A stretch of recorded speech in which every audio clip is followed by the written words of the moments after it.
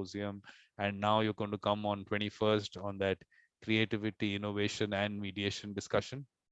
So that's also going to be interesting. So what my plan, like I told you, is that just take you through a little bit about what's happening in April and what has happened, and then we start at 8:30. We start your session on time. So basically, so in conversation with a beautiful mind, Rosanna from Kazakhstan, there was obviously a very interesting conversation. This I'd put out for Diwali, but I just put it down here because of the fact that the heart, soul, spirituality, and why this concept, why this symposium. So why the soul is important came from this. That if there is light in the soul, there will be beauty in the person. If there is beauty in the person, there will be harmony in the house. If there's harmony in the house, there will be order in the nation. If there is order in the nation, there will be peace in the world. It all starts with the soul. So that is why it is an important discussion to have. And then, of course, these are the people right now in the symposium. And then, of course, the keynote address is tomorrow at 9:30 by Ken. And then on Saturday, we have Anna from Ukraine as part of In Conversation with Beautiful Mind. So, like I said, she's right now, she had to move to Spain. Her husband is still in Ukraine. So then this is the discussion we're having on 21st, and you are part of this. And Francesca, if you haven't, of course, you haven't met the other people also, actually. Okay, so Francesca, we will speak about music and mediation. So that'll be interesting. That's a very interesting session of ours, which I had attended. And then these are the speakers which have already gone. Speaker number 1, speaker number 2, this was today, Prerna, 3, and then 4, that's Jody, and Lisa, and that's now you. And what's coming up tomorrow? We have Sarah from Australia in 12 o'clock. Then 1 o'clock is Punavati, Malaysia, Gabriela from Brazil at 6 o'clock, Federico 7 o'clock, and Ken Cloke at 9:30. So that is how it is. So for people to stay in touch with what's happening, I was educating you also. I want to tell you, which I have spoken about with Lisa also, is that there's a bell icon now. I mean, was it there or not earlier? Of course, I don't know. So the bell icon in LinkedIn on the profile.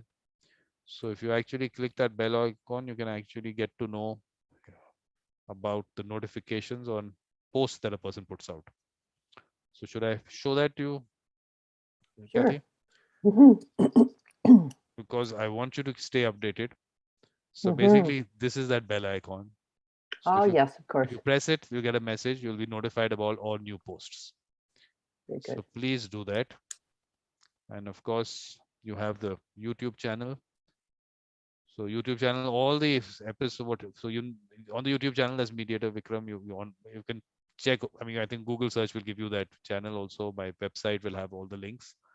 So this will tell you what is coming up in the symposium. So all the upcoming things are up there in terms of the time, date. This is for tomorrow. Next week, I'll put that out separately. So that's about it. And I am done, Kathy. Now, this is your show. Please, but you'll have to, of course, tell us about yourself. Why it's important is where you're coming from in terms of heart, soul, and spirituality and mediation, all those connections, whatever, however you want to connect it, as much as you want to tell us about yourself, please. Okay. Well, thank you very much. As always, it's such a delight to be here. I enjoy these conversations so much. And like you know, I often wish that it were a larger conversation, that we had more dialogue amongst the mediators of the world and the different perspectives and experiences that we bring. You know, I'm privileged to be part of Mediators Beyond Borders International, and have been participating in several working groups there, including the Creative Arts Subcommittee. And so that's always a delight to me to hear how other mediators are practicing around the world. I've been mediating in Canada for over 20 years. But interestingly enough, I came to mediation in part as a result of working in Austria at a think tank that was set up to initiate détente between the US and the Soviet Union. And even to use those terms probably dates me. This was in the 1970s and 80s. But it was a fascinating experience, and Howard Rafa was the head of the institute, along with Vitaly Kaftanov from Russia. Both of these wonderful thinkers have now died, but it really informed me about processes where people in conflict could come together. And so I practiced in that way, and I worked with big groups of people, diverse perspectives and interests, to address complex environmental and other, infrastructure projects. And all along, there was another part of me that was wondering what else was going on in those meetings. What else were people feeling? What were they thinking? What were they doing? Were they all there? Were they bringing their whole selves there? And I think this is what slowly drew me to wonder about the role of creativity, about the role of the arts, about the role of our other senses and our emotional capacity, and how to help people bring those other capacities into the mediation. And I'm talking about mediations with senior government officials and industry leaders and stuff, and these are primarily men, not exclusively, but primarily men who are used to being in positions of authority and not to be questioned, to be quite frank. And so my role as a mediator is and was, was I was beginning to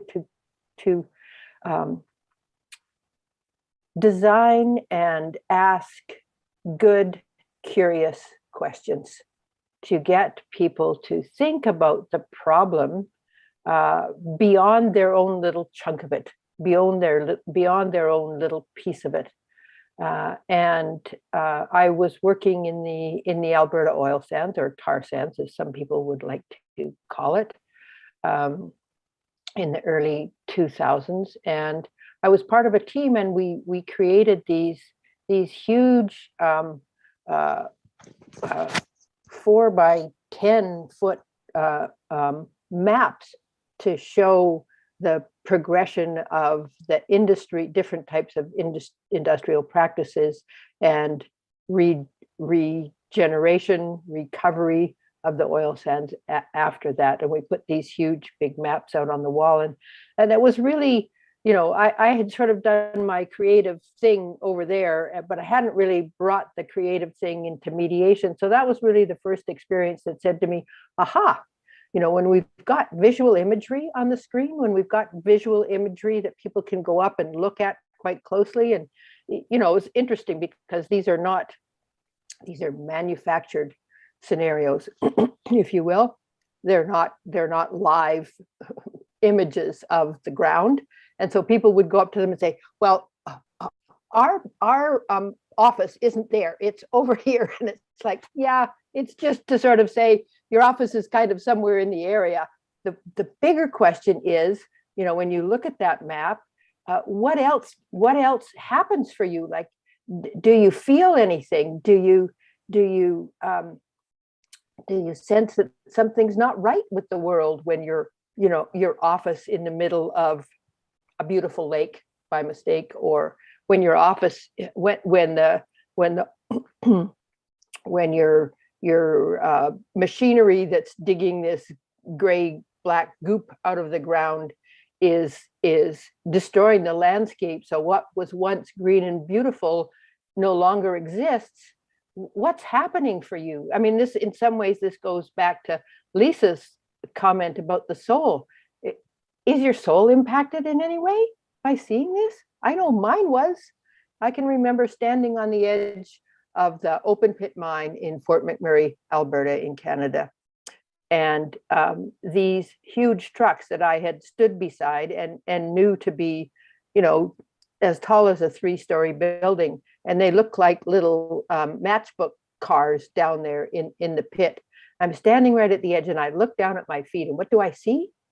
A wild strawberry growing right there at the edge of this destruction, as if to say to the world, you can destroy me, you can attempt to destroy me, but beauty is going to come back into the world. And I felt very touched and dismayed, obviously. And so I was going through this range of emotion and I began to question, why are we not permitting this range of emotions to occur in the mediation?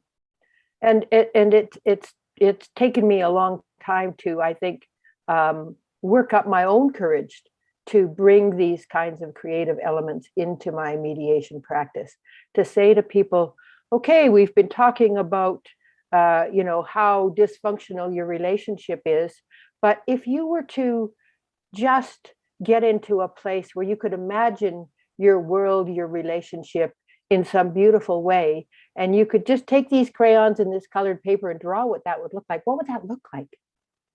How do we get out of what we bring to the mediation, usually that's from here up, mostly being expressed here, but how do we draw into the rest of this beautiful body and the way of knowing? How do we get there if all we do is talk?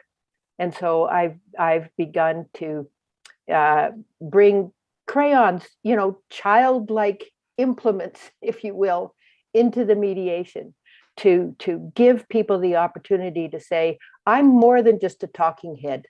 I'm a body, I'm a soul, I have a heart, I have feelings, and I can bring my entire self into the mediation. However, that's challenging because we grow up, and I can only speak from my white, Western North American perspective. We grow up being told that we have to fit into little boxes. I always think of that song, or maybe it was Pete Seeger, Little Boxes Made of Ticky-Tacky. He's talking about houses, but I'm talking about how people are put into boxes. Young girls are expected to look a certain way, have a certain body size, only talk about things that are about love and light, and boys get to be boisterous and obnoxious and angry and aggressive. And I was the boisterous, aggressive, not fitting in terribly well young girl, and and in that case you get labeled a tomboy. Well, that was quite fine with me. I would let me go off and explore the world and crawl around on rugged mountains and things. But that's not the point. The point is, in the mediation, people are already in a box. They're in the box that they've been told is where they belong in the world. And they've struggled to stay in that box sometimes. And people have hope that they can get out of the box when they're little. And then as they get older, as we see more in our world today, people try to cope and get stressed. And then if that doesn't work, they turn to dope. So hope, cope, dope. And we look for alternatives. But so the big challenge in the mediation is to help people get out of that box and to say, there's more to you than just your head that's poking out and talking out to the world in the way that you have been trained and assimilated, and for a large part are even unaware of. We're unaware of the way we use language that keeps us within that framework that we are supposed to be in. So in these large, complex mediations about climate, which is my focus at the moment, climate and climate justice, how do we as mediators help people get out of this box that they're in, consciously in some cases, but for the most part, sadly, unconsciously. And so I think by bringing creative tools into the mediation process, we offer people the opportunity to sink down into the wholeness of who they are and draw out of the box imaginations, because we don't know what the future brings. We can only imagine what the future brings. So if we bring the imagination into mediation, and then we can begin to recognize that as other people step more out of that box and bring their whole selves to the mediation, it gives permission for other people to do the same. So when I challenge people to write a poem about their experience, it's like, oh, I'm not a poet. It's like, yeah, it doesn't matter if you're a poet or not, just write a poem. I can't draw. Yeah, nobody can draw. Don't worry about it. It's not about artists. It's about, it's about finding other ways to express what you imagine the future might look like. And let's see. So I think, so what that does really by bringing the creative into mediation is we begin to connect the synapses that we've kept in the box with the synapses that we have allowed to come out of the box a little bit by being a little bit creative. And then through that process of connecting the spirit, mind, and body, we begin to bring an embodied self, a whole vast array of knowledge that has otherwise been inaccessible to us. And so poetry, starting a mediation session by reading a poem, engaging in collaborative poetry that I've talked about on your program in the past, and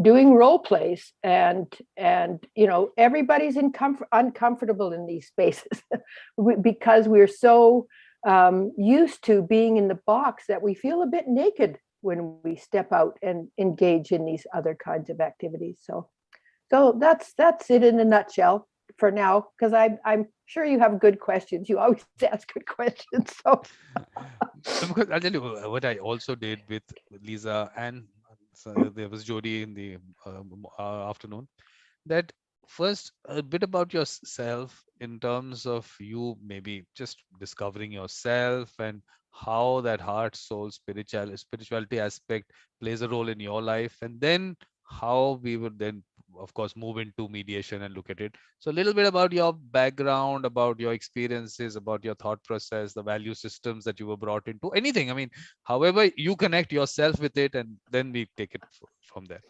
Sure. I think I was excuse me, there we go.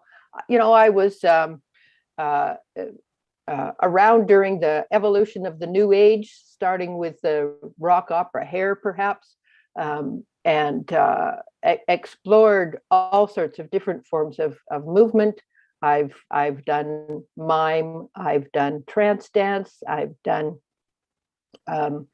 all sorts of things with interesting spiritual teachers. I've worked with Marion Woodman and Robert Bly in their exploration of the Baba Yaga and the role of men and women in relationship. And so I've studied the human spirit and the human soul for many, many years.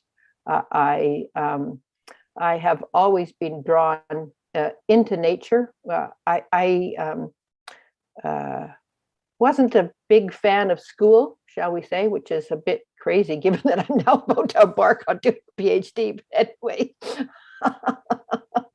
I used to sit in elementary school and imagine myself to be out dancing among the clouds and in the treetops. And as soon as the bell rang, I'd be up the nearest tree, seeing what I could find, or crawling around in the nearest pond. So nature has always been a great source. And over the time, I discovered that I could actually talk to the trees. And this wasn't anything that, on the odd occasion that I did share that experience with people, I basically got laughed out of the room because I'd stepped out of my box. I wasn't behaving in the boxed space that I was expected to be.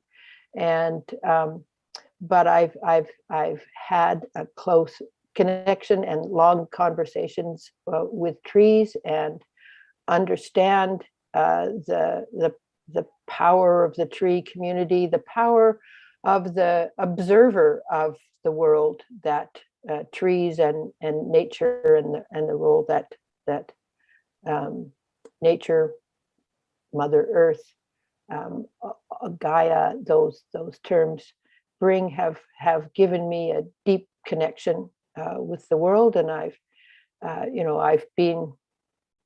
had some deeply, perhaps spiritual experiences in nature that have taken me into an altered state. And we use that term altered state, and I even question that, because maybe it wasn't an altered state, maybe it was just the real state, and I'd been able to get in touch with the real state of who I am. But you have to tell us a little more about this. Well, the event that I'm thinking about is that I was traveling in the American Southwest, which is the home of my mother's and grandmother's and great grandmother's heritage in Arizona and New Mexico. And we were at a park called Arches National Monument, and in Utah, and it was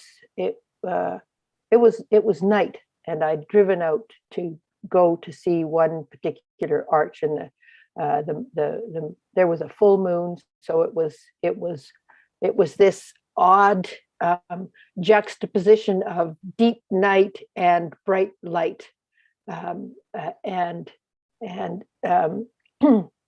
as I stepped out of the car, I was greeted by a deer.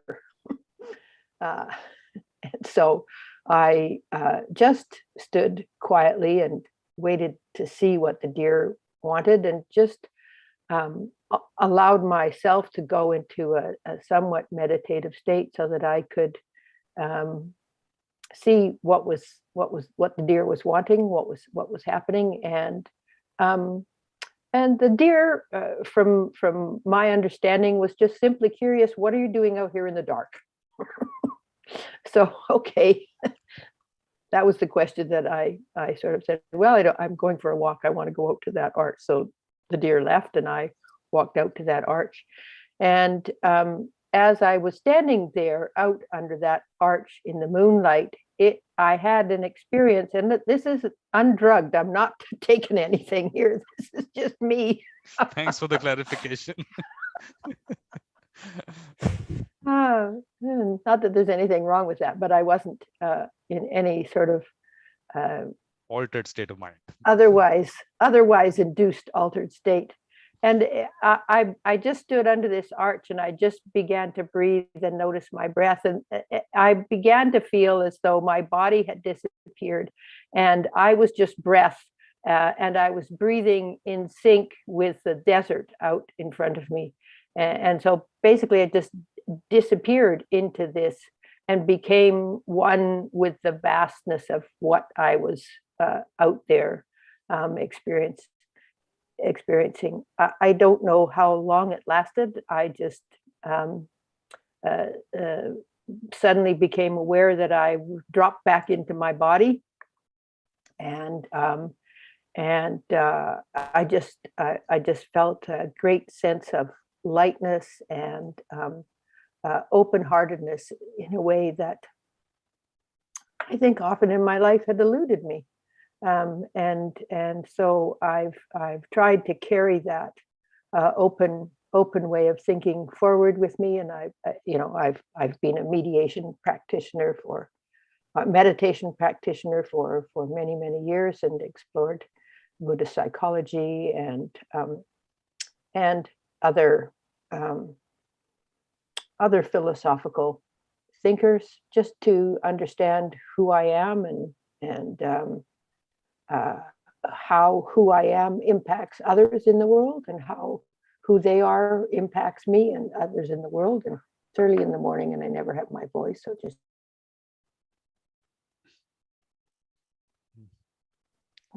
so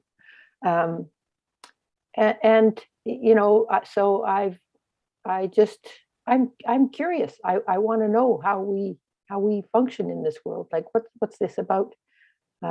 I've also been drawn to, Albert Einstein's probably famous and perhaps misquoted quote, imagination is greater than knowledge. And I think this also um, um, is key in wanting to bring all sorts of creative and arts-based techniques into mediation, because if we can tap into our wonderful imaginations that don't just occur in the head, that our body knows how to move in ways, our body reacts to things that people say, and we call this intuition. And we kind of discount it. We say, oh, woman's intuition, as though men didn't have intuition. So we've divided off our society into these gender-based roles that for everybody, then regardless of the spectrum of gender you want to place yourself on, are being required to put themselves into some sort of box and say, I'm only this. Whereas if you step out into that desert and you realize the expansiveness of who you are, we're that and so much more. And so my goal is to invite people, however scary it might be, to tap into that greater way of knowing. And maybe the next thing will be painting large murals or something. I'm not sure. No, but this is interesting, that desert experience. Now, is there a soul connection there? Is there something about the soul there? Is there something, I don't know. I mean, we have to explore that a little more, because that's important, I think. Sure. I mean, there's lots being written about the soul and or essence or whatever you want to call it. Again, I think for me, the soul is what we allow to come out of that box and express herself, himself, their self. The soul is the essence of who we really are. And to a certain extent, for me, the spirit has been co-opted as though it only represented what we're thinking and talking about. Whereas the spirit is, in my imagining, is the expression of our soul's true nature, of who we really are. And I think the other aspect of that, of course, is that each soul expression is unique. And when we walk into a room and we recognize someone that we don't know, we are recognizing an aspect of their soul that our soul feels familiar with. It's a familiarity. I think the challenge for me is that we have in our world collections of thinkers who represent certain types of dogma and political, religious, to keep people in boxes. And I'm not interested in being in a box. That's partly why I'm sitting on a bouncy ball.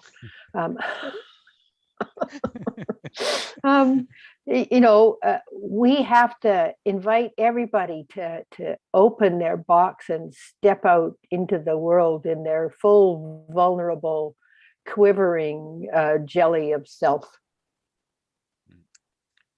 But okay, Victor in Kenya has left a message, a comment there. I'll take that up later. First, I know this box thing I really want to look at, because of course you said that, I mean, everyone is in that box. So are we saying that a mediator is actually getting this aerial view and moves away from that box to be able to understand the box? So what is it? I mean, if there is some connection there.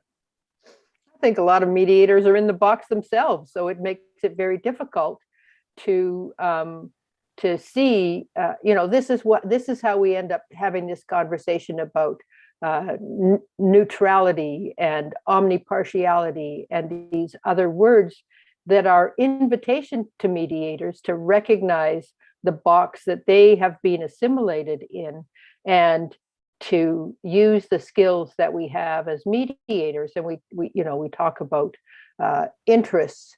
Well, interests are really those often represented as a position expressed kindly. And really, if you want to get to the deeper level of interest, it's not just a spoken thought. It has to be an embodied experience.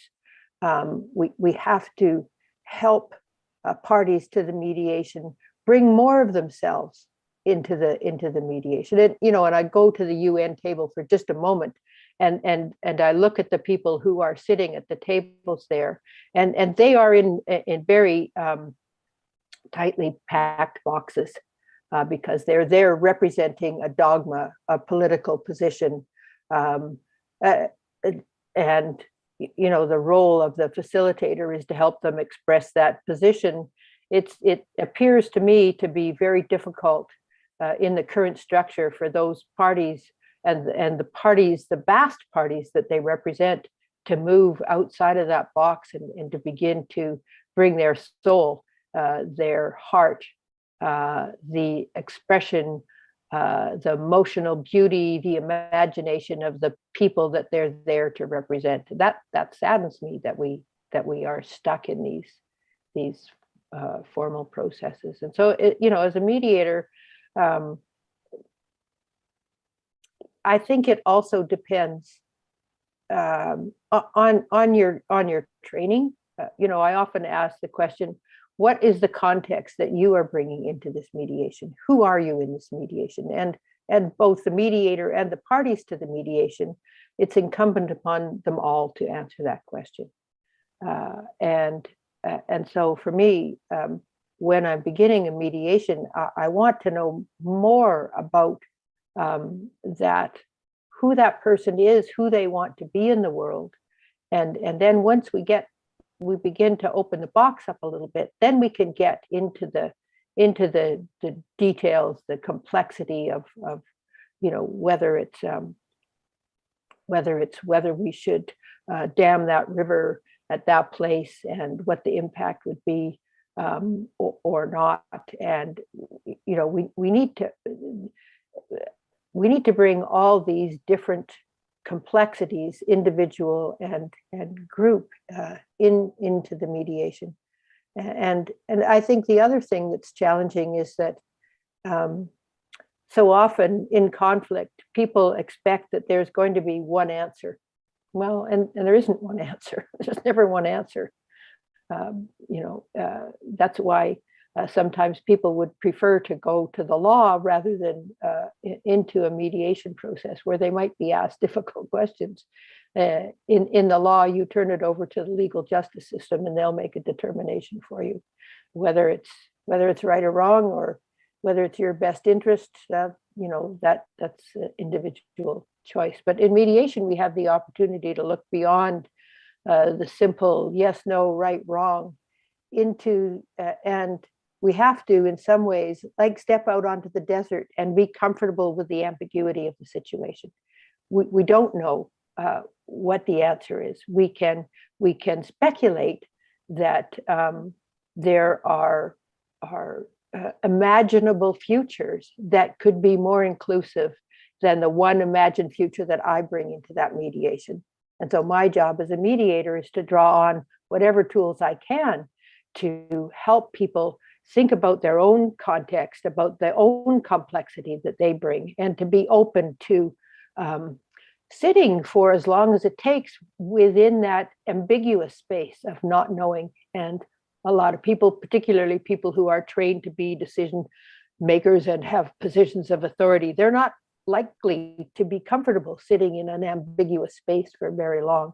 So if we can bring in other tools, like distract them, if you will, with poetry, or invite them to tell stories, or I often play collaborative games in multi-party mediations, just to step outside of that headspace and into a fuller experience.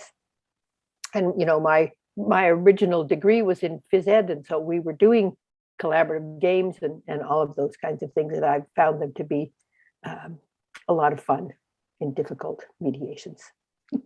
But Kathy, what about connecting souls?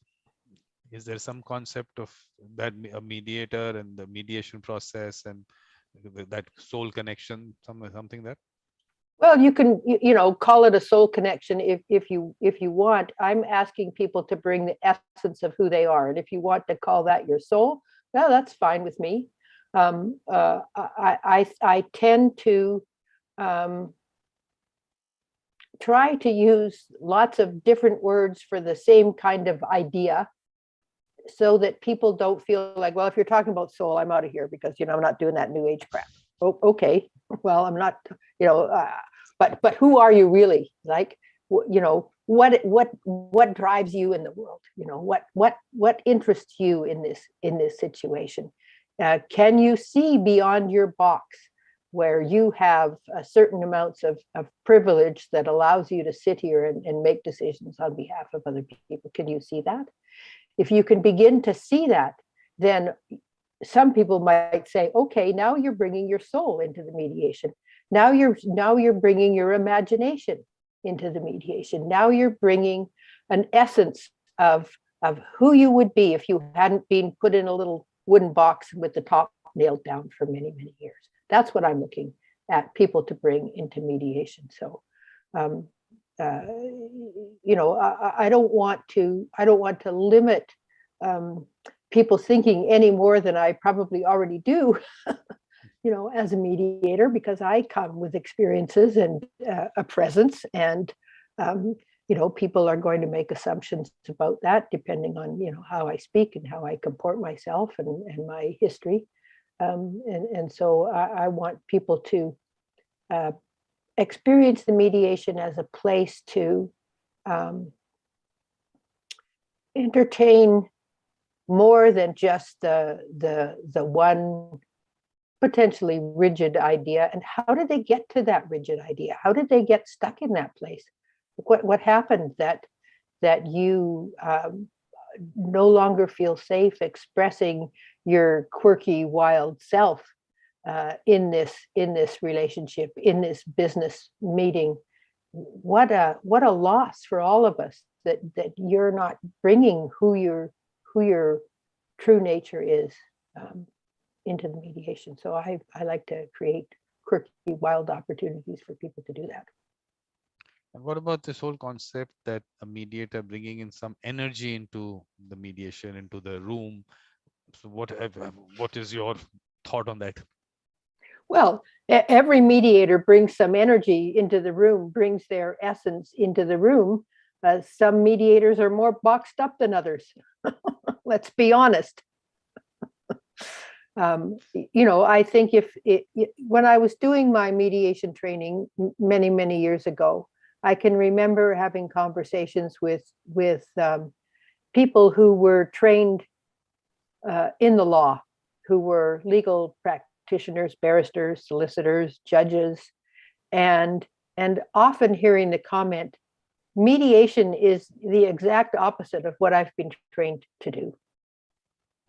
I've been trained to ask directive questions, to draw out very specific bites of information from people, and mediation, and they were really grappling with the difference in the process. And I think for me, it's one of the sadnesses of mediation practice is to see that loss of that creative impulse that has been mediation for many years, that creative impulse that allows or where parties invite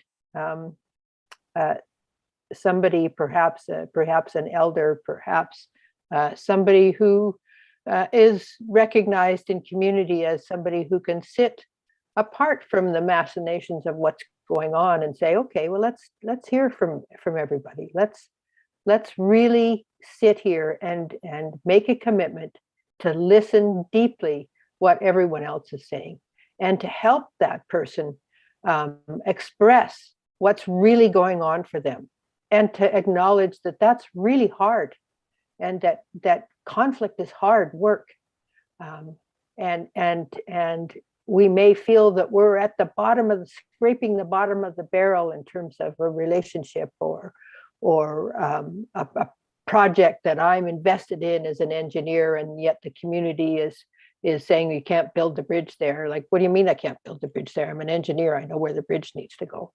how do we step outside of that and begin to really hear what the impact of prior made decisions have on others? Can you sit there and listen to that? How hard is that? Let's acknowledge that that's hard. And so if it's hard, then let's also bring in some other things that are also hard, but are different, hard in different ways, so that we can experience, have that experience of moving from hard to less hard, from the bottom forward in some way. How can we do that as mediators and as participants in the mediation? Because mediator is a participant in mediation as well.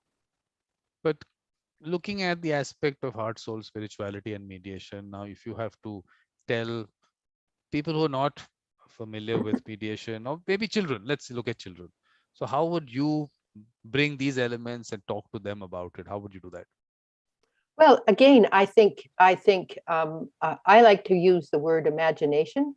And so, even with children, and I used to work with children, I used to run an alternative elementary school for quite a few years, and children would be in conflict all the time. And so it's like, well, imagine, if there were enough pieces of Lego that you all had all the pieces of Lego that you needed, what would that look like? What pieces of Lego do you think you need?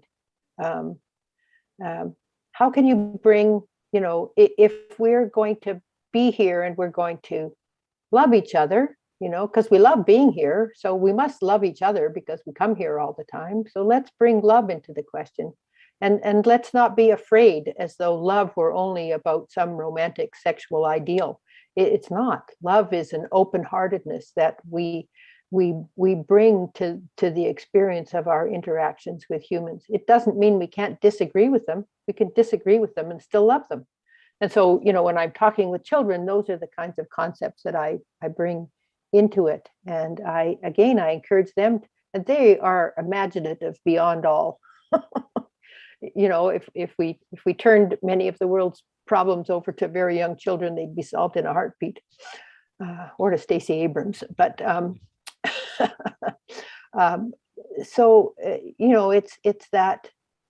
It's that embodied experience. Let's not just talk about. Let's not just argue about who needs to have all the red crayons.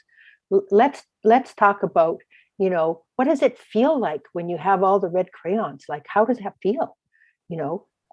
Is that a good feeling? Tell me more about that feeling. So I want to draw down into the body, into the soul, if you will, that's lurking around down there, into the heart, whatever that experience feels like. How do you think it feels, for this other child, when you have all the red crayons, or when they have all the blue crayons? Well, that's interesting. What happens when you mix red and blue together? Well, all the kids know the answer to that one. You get purple. Okay, well, you could have purple, what would that be like? Well, and some people don't want purple, and some people want purple, and but it opens up this conversation that taps into, when I have all the red crayons, I feel like powerful. And so where do you feel that power? Well, I feel it in my belly. I have a game that I play often with adult mediators, and it's a tool that comes from Fire in the Belly. But I have everybody draw a gingerbread picture of themselves. And then I ask them on that gingerbread picture to write on the part of their body where they hold their values. And I give them some examples. So if compassion is a value, something that you value, where do you hold that in your body? And so they write it somewhere on their left foot, or because they like to kick around the idea of compassion, who knows? And so they write all these values down on their gingerbread bodies, and then they go around and they could either talk about their picture or they could show their picture. Some people don't feel they can draw even a gingerbread, so they don't feel comfortable with that, but they can talk about it, and they begin to see that, oh, that person over there had compassion in their left hand, just like me. Well, what does that feel like to interact with somebody for whom compassion is also a value, and that you hold it in the same place in your body?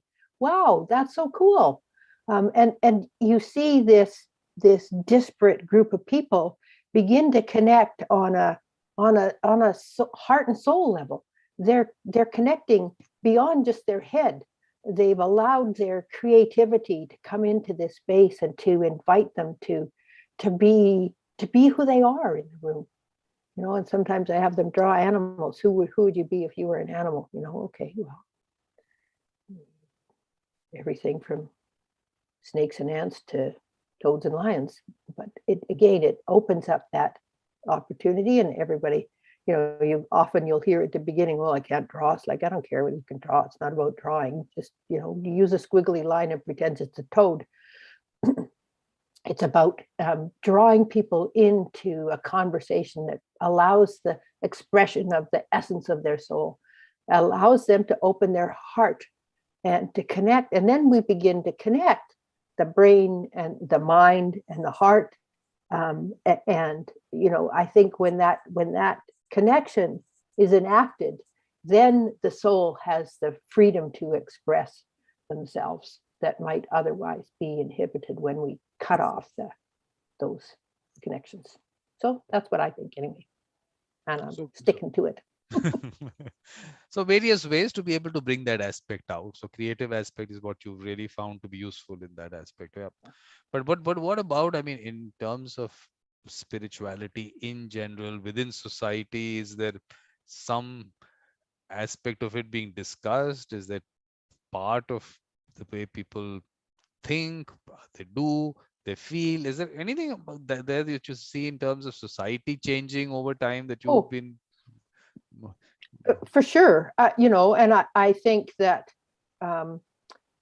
different cultures around the world have different kinds of relationships with those among them who are the creative expressions of their culture, of what's wrong with their culture, of what's right with their culture, of knowledge that is being transmitted through visual media, through film, through poetry, through dance. All these artistic expressions are invitations to people to come more deeply into themselves and interact in these other sensory places. I think when I was doing my master's, we did a project on artivism, which is the coming together of art and activists, and many artists are also activists. They're engaged in the labor movement and the fight for women's rights, the fight for human rights, and those who would maintain the status quo, keep everybody in their boxes, have often been those who would destroy that artistic, that soulful expression in our communities. We see that. We saw that in many cultures around the world, the burning of books. It's been going on historically for centuries in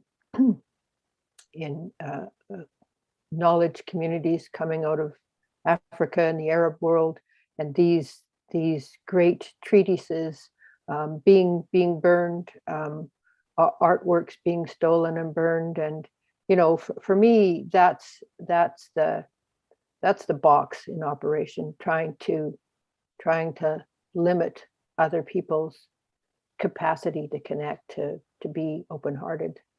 And so we need art. And then we look at the education system. I look at the education system and I say, wow, so art is just a side event that you can or can't take. Physical education is just a side event that you can choose not to take. These things are core to who we are as humans. They're as important in the education system as mathematics and language. And yet we have allowed our social structures in many societies to move these things to the side, and to our mutual harm, I think, at the end of the day. But looking at the aspect that young Kathy did not want to be in school or just was put into that box. So today, if you have to go back and you have to decide a curriculum for a school, what would you do? What would you put out there? Well, I got to decide a curriculum for a school for Yeah, 5 years, exactly. and so for me it was important that um, we'd begin actually every day with a meditation, and sometimes it was a guided meditation. And as I modeled what that would look like, then children began to take up that experience, and they would get to lead that guided meditation. And we would jump into our imaginations as a way to start the day. We would jump into our bodies uh, um, to recognize the breath as a way to ground ourselves, to feel grounded in our bodies, to feel connected. And we did all sorts of things. I've been showing my granddaughters lately, actually, like pass the color and different things to build strength in those artistic, creative capacities. I see the struggle that um, parents have because they're so much is demanded of them in the workplace that they have often little time for their children because of the way we've structured our society. And so children are spending more and more time watching other people's creativity rather than being engaged in their own. It's a great sadness, I think, for the world, and a loss of a way of thinking. We're losing a potential human tool that is our creative self to technology, and um, and so for me, then I was teaching children, just as an example, to spell by bouncing on a trampoline and imagining words in color so that they could spell them front and backwards. They could spell long words front and back. I would teach children to multiplication and other arithmetic skills by drumming and getting a pattern and being able to quickly access those skills by drumming. They all had journals where they would write and draw, and if they had a story that they wanted to tell, and couldn't write with the speed that they wanted to, I would be the scribe for them. And so they have these wonderful, colorful journeys to sometimes to describe what they experienced in the guided imagery. So for me, a curriculum is open, creative, it's collaborative. It is teaching teaching children to understand how it is they learn. Do they learn by doing things, by moving their body?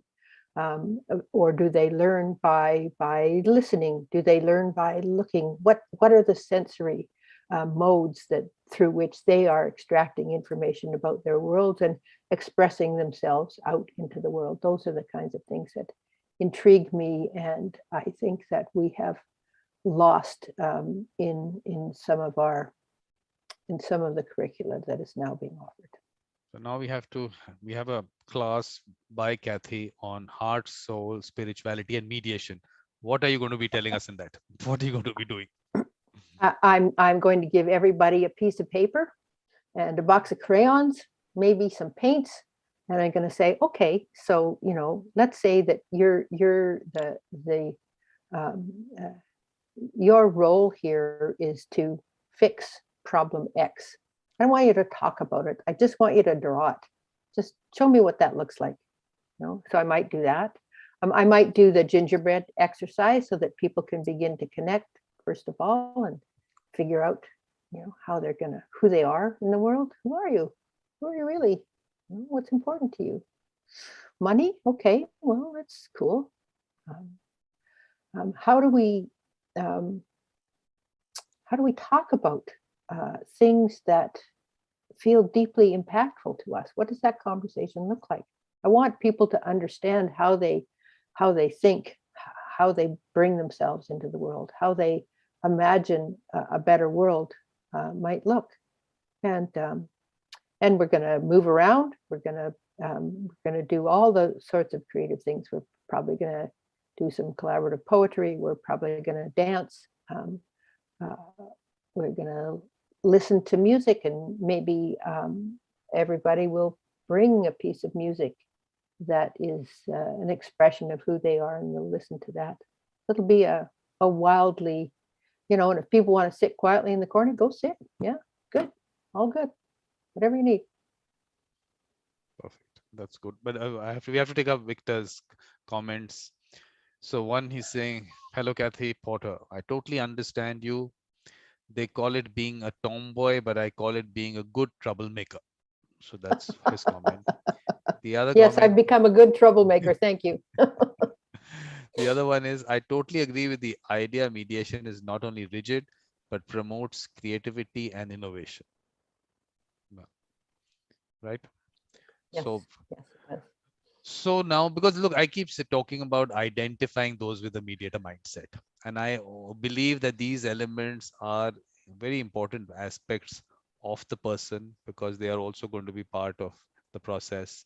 So this is something which, of course, I mean, this discussion is just to bring out from people whatever they have in mind, and because they have different connections in terms of spirituality itself, there are different connections there. Of course. So that so, okay, for me, that's an important discussion. But if you want to just conclude as to heart, soul, spirituality, and mediation, and what else do you think we need to discuss, and how do you want to take, how we should take this forward? Anything, I mean, all that. Well, for me, I think as a practicing mediator, I always begin. I do a lot of work beforehand, but everybody knows about that process. But for me, before I go into a mediation, I always sit in meditation for half an hour and just make sure that I'm grounded in myself and who I am. Because when I step into that room as a mediator, my role, as much as anything, is to help everybody else get into that grounded space, to be able to open up to who they are and share that in the room. And in high conflict situations, everybody's holding on really tight to their heart and soul. And so if some of these creative means can help just open a little crack in the box so that the light gets in, well, that's my job. Because that whole discussion on creativity, innovation, and mediation, all these are going to be discussed there also, all these aspects. So definitely there. Yeah. So, but for me, creative techniques are how we express the heart and soul. And if we don't bring those creative ideas into mediation, I think it becomes much harder to bring heart and soul into mediation. So that's, for me, that's the bottom line in answer to your question, which is why I stay for the creative.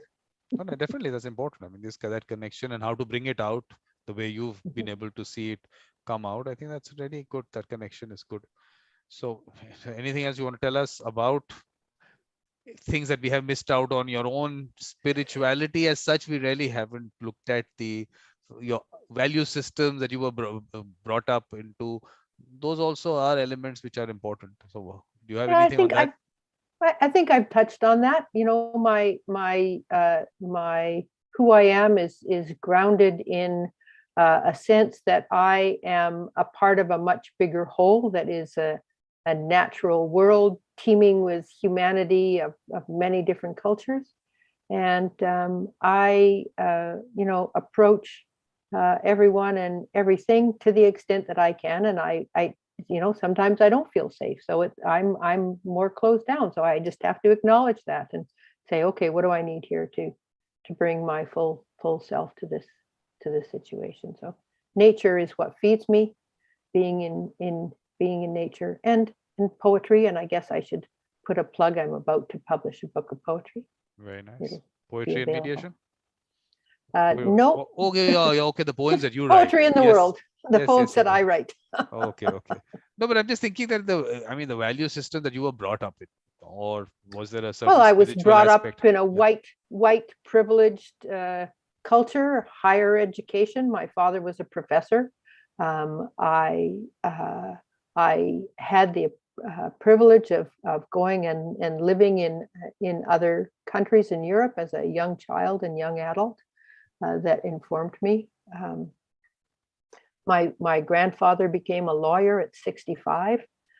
So there was also a sense of fairness, but as I reflect back on that life, it was a sense of fairness that privileged white culture that privileged white men in white culture, and that there was a hierarchy among white men, and white women were pushing against that, which left vast numbers of humanity outside of that privilege framework. There were very few, in fact, 5 people of color in my high school, and probably not many more than that when I went to university initially. And that continues to be the case. And so what is lost by excluding those, in Canada, the many different Indigenous nations across North America and around the world, and these deep ways of knowing and being connected to the world that the predominant Western white culture has cut themselves off from. What's lost there? How do we get that back? And so my role is to acknowledge my own white privileged context, and to work hard to acknowledge that and recognize my inherent white supremacist, racist upbringing into which I was assimilated, and how to begin to pull off those layers and become a full human again. And it's an ongoing process. Well, all those things that you said, you of course noticed all that and you thought about it, because somewhere the heart was in some way affected or was part of that. So do you also see with people that aspect is not at all considered? The heart is not there. Oh, I mean, absolutely. how do we have to activate that? How do we activate that? That's the important part. And for me, my way of activating that is to be open-hearted myself and to listen, even if it's hard, because what led those people to be so closed-hearted, if you will, to be so cut off? Like, what happened to them that has led them into this place? And I probably see their pain even more acutely than they see it in some instances.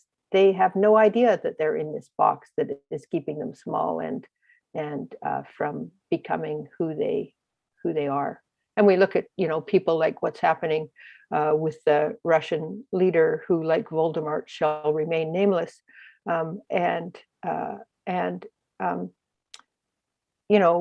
what is it that has kept him so tightly in his little box of power that denies him the full experience that he's seeking through power, and the only ways that he sees are available to him, when there's such a broader spectrum of ways that he could be who he might otherwise have been.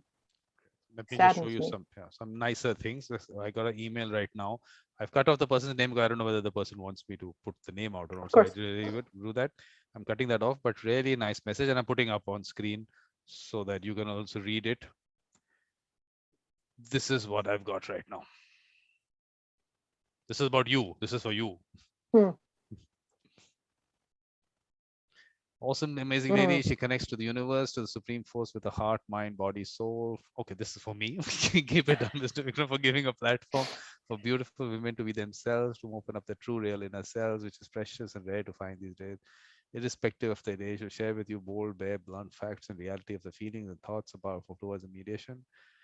Encouraging us to get out of our box, to get out of our comfort zone, to face the deer or the tiger is all the same, with the right mindset and positive approach to life. So nice. Lovely. Yes. So nice. Thank you very much. So, because I don't know, I really don't want to put the name out because of the fact I don't know if people like to. Of course, I understand. But I would have loved a lovely to. Message. Thank you. I really would have wanted to share, because that was a really nice message. So thank you. Thank for you. sending that message, and thank you, Kathy, for taking us through that. For someone to send such a lovely message, that's also important, to be able to. You've touched the heart, the soul. Yes. So I think you've done that. So that's the important part. This is what we're talking about. So yes. So thank you, Kathy. And thank you, Vikram. Lovely to talk to you, and we'll talk again soon. 21st. Yes. Yes, So sir. always a pleasure speaking to you, and I'll see you on 21st.